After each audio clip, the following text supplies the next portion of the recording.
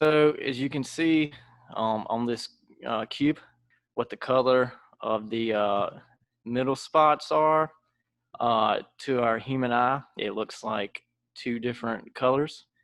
But if we go forward and take all the other colors away, a machine vision camera can actually see these two spots and identify them as the same color. That's just some of the capabilities that a machine vision camera can provide that the human eye can't. Cameras actually see differently than humans. Your brain infers what your eyes don't see. Brain can create and composite images from multiple angles. Now, a machine vision image will only show differences in the contrast.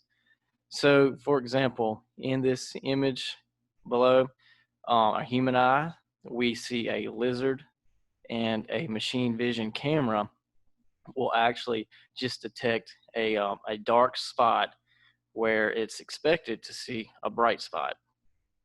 So we come across a lot of machine vision applications.